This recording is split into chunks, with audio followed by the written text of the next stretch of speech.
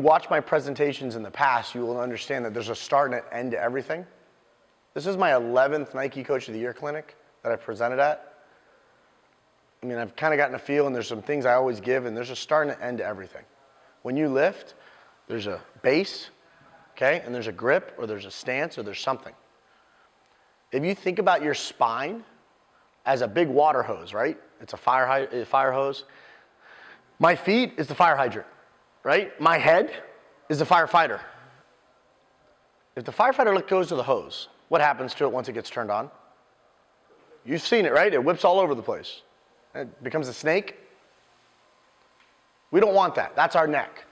So if I have my base, if I'm an athlete, right, I'm here.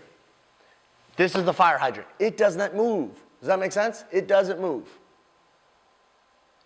And if I'm the firefighter up here and I don't hold on to it and lock it into the position where I'm moving, then what's going to end up happening is when I take a hit, I'm just going to collapse because there's no stability throughout the entire spine. But if I lock this into my target, so I'm looking at something, and I'm in a good base, just like the fire hydrant is on the ground, and then I crank the water on and I'm tight.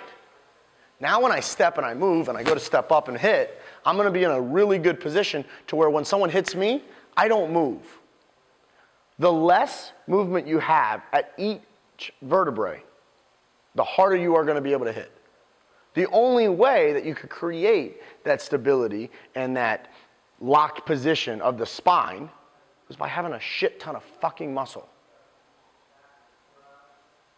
Or have a major orthopedic issue, meaning that you have no disc, you have no range of motion, and then it's just solid. Does that make sense?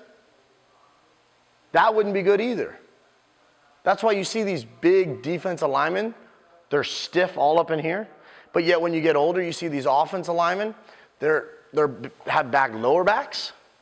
It's because as a defensive lineman, you need to move. You need thoracic rotation and mobility. As an offensive lineman, you need stiffness.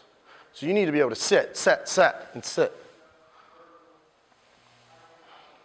So it's extremely important that you understand like how it correlates to football and what you're doing.